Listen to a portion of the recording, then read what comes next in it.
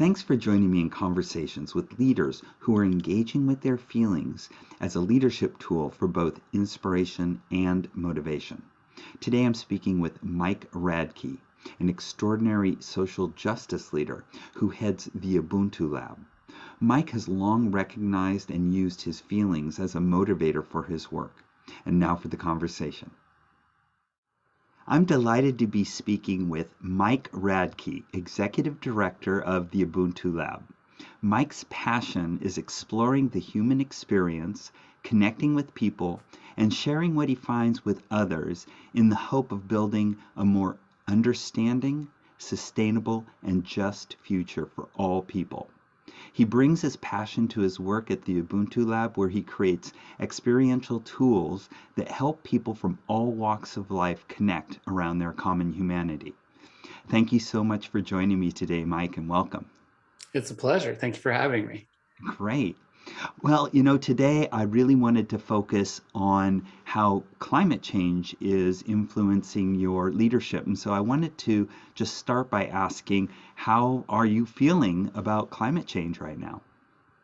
I think for me, it's really always that two-sided coin of feeling the reality of a very critical situation that has huge ramifications for people across the globe, and can be very scary at times.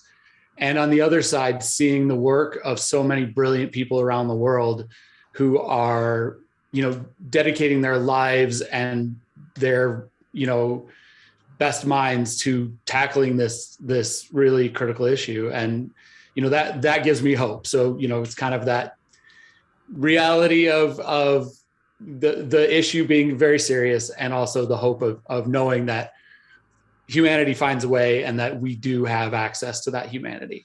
Yes, yeah.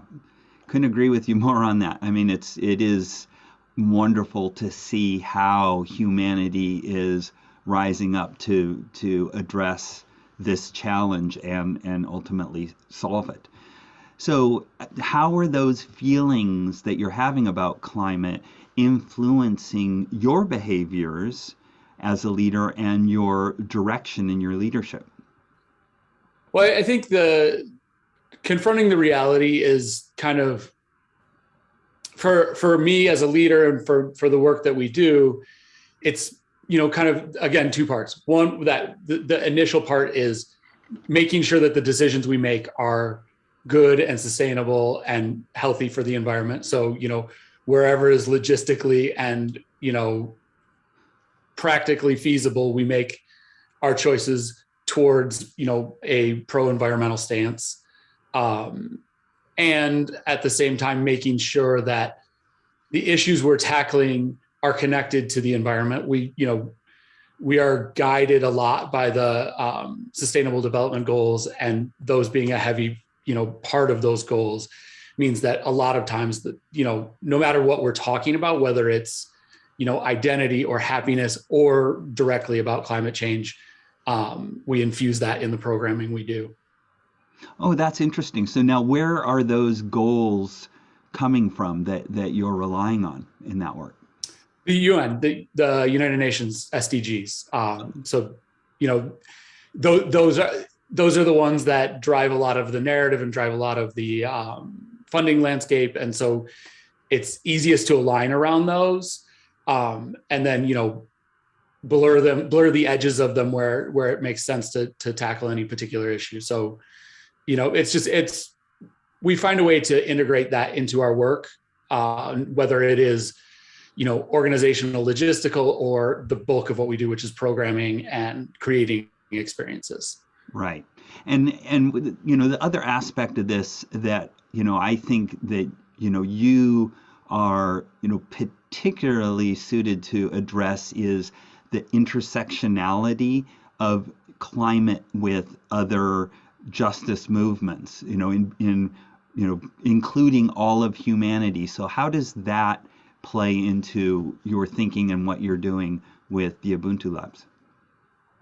Well, I mean, climate change, it is a justice issue. It is disproportionately affecting those in vulnerable positions. It's disproportionately affecting those who have been systemically marginalized for, throughout human history. And so, for us, it's always been or it continues to be a discussion of how do we do both? How do we make sure that we're addressing the people who are most in positions to make the biggest changes, which tends to be, Western wealthy, the people in leadership positions currently, while also making sure that the people that are being affected by them, by the climate and by environmental issues around the, specific contextual issues around the world, also get a new voice, are heard more, and are in a position to assume places of power, so that they can step into those places, go into those positions, both in a just being seen sense, but also in a like having a powerful voice that's listened to, and being able to lead once they're there. Right. So our programs kind of address both sides. Yeah. Yeah. And connect the two. To be quite honest, a lot of our work is in connecting, not saying like this is for you and this is for you, but saying what we're doing is for everyone, and how can we connect those conversations and bring people together. Right. Which is why I think the work that you're doing is so important, just providing a platform for, all of these voices to connect and understand each other. So I'm grateful for the work that you're doing. And so, just to wrap up, what I'd like to ask you is, other leaders and aspiring leaders are now, becoming increasingly aware of the climate crisis and are starting to have feelings about that. And what advice would you give to those leaders who are now having these feelings about climate? I think for me, it's always about for me, it's about that idea of using that, upset feeling, whether it's fear or anger or outrage or, sadness, as a motivator, as something to drive me to action. And I think that's the critical piece is it's great to know things, it's great to feel things, but unless you're doing things, you're really just standing still with the rest of kind of where we've been for the last 30, 40 years, and knowing that this is a problem and seeing that it's not going to end well, but standing still while we did it. So I think it's time for action. And whether that's, making our voices heard or doing things directly to influence a better future for all of us. Right. I think that's the advice I've got. So let it motivate you and then get to work. Right. Yeah. And feel, appreciate your response, your emotional response, whatever that is, but then use that as energy to, get to action. So, and, while we're on it, is there for you a particular feeling that's motivating? Do you find yourself in any, one particular emotional space over another? I think I probably bounce back and forth between being upset about the injustice around the world. That's kind of been my motivator from very young. Yeah. Is seeing injustice and not feeling okay with it, being angry about it, and then being hopeful, knowing that we can change, seeing that we can change. In my lifetime, we've seen huge change. From even just addressing the hole in the ozone layer, whatever that was 20 years ago, to the end of apartheid and the end of the Troubles in Ireland and the fall of the Berlin Wall. We've seen huge social change in short periods of time, and I'm very hopeful that we can do it again and that we are doing it. That is a great place to leave it, Mike. Thank you so much for joining me today. I really appreciate it. You're very welcome. I was glad to be here. Thanks for watching. Mike's work at the Ubuntu Lab is focused on social justice, and climate justice is increasingly becoming central to social justice.